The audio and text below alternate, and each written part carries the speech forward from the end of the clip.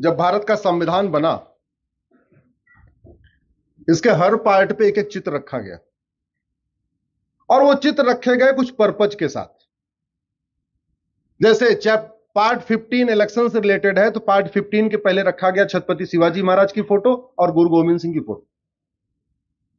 उद्देश्य क्या था कि इलेक्शन लड़ने वाली पार्टियां छत्रपति शिवाजी महाराज और गुरु गोविंद सिंह के सिद्धांतों पर चलेंगी और वोटर जब वोट देने जाएगा तो उस पार्टी को वोट करेगा जो सबसे ज्यादा छत्रपति शिवाजी महाराज और गुरु गोविंद सिंह के विचारों के आधार पर काम करेगा। वो दोनों चित्र गायब हो गए। भारत के संविधान में राम दरबार था, गायब हो गया।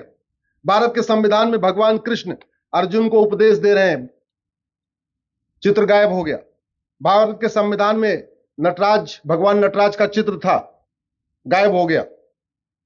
भारत के संविधान में हनुमान जी का चित्र था, गायब हो गया। भारत के संविधान में भगवान महावीर का चित्र था, निकाल दिया। भगवान गौतम बुद्ध का चित्र था, निकाल दिया। सम्राट अशोक का चित्र था, निकाल दिया। राजा विक्रमादित्य का चित्र था, निकाल दिया। जिस राजा भरत के नाम पे हम भारत को, हिंदुस्तान को भारत कहते हैं, राजा भरत का चित्र निकाल दिया। गुरुकुल बने हुए थे, निकाल दिया। नालंदा यूनिवर्सिटी बनी हुई थी, निकाल दिया। सिंधु घाटी सभ्यता थी, निकाल दिया। राजा भगीरथ का चित्र था, गंगा जी को ला रहे, निकाल दिया।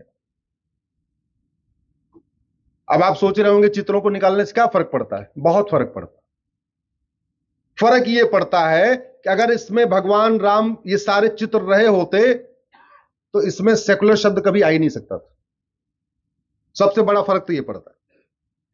दूसरा फर्क क्या पड़ता है? अगर भगवान राम का दरबार इसमें रहा होता तो रामचरितमानस रामायण को, वाल्मीकि रामायण को सिलेबस और करिकुलम में डालने पे कोई विरोध नहीं कर पाता, ना कोई हाईकोर्ट सुप्रीम कोर्ट उसको स्टे कर पाता। इसमें भगवान कृष्ण की फोटो रही होती तो भगवत गीता को पढ़ाने में कोई रोक नहीं थी, कोई रोक नहीं पाता। कोई ये नहीं कहता भगवत गीता कैसे पढ़ा रहे हो, क्योंकि ऑलरेडी भैया है, चित्रों के है। अगर राजा विक्रमादित्य की फोटो रही होती, गुरु गोविंद सिंह की फोटो रही होती, तो कम से कम इन लोगों के ऊपर एक एक चैप्टर तो रहता हमारे स्कूलों में। आज मैं सुबह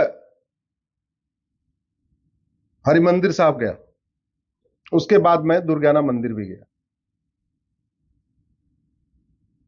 जितनी भीड़ हमने वहां देखा हरिमंदिर साहब में, उसकी 10% भीड़ भी दुर्गाना मंदिर में नहीं थी।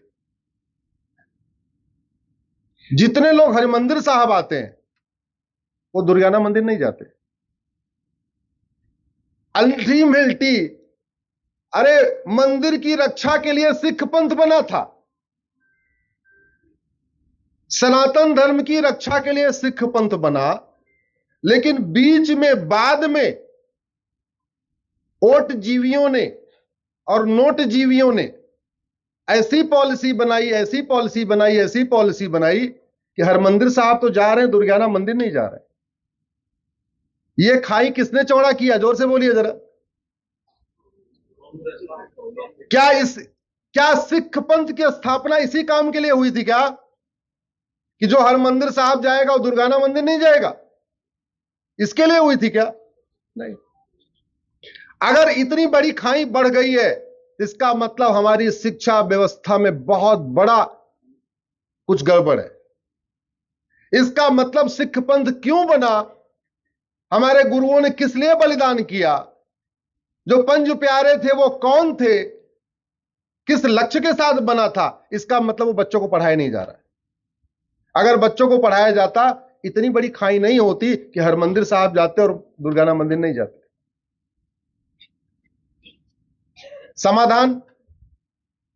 समाधान है भारत में one nation one education system बनाया जाए।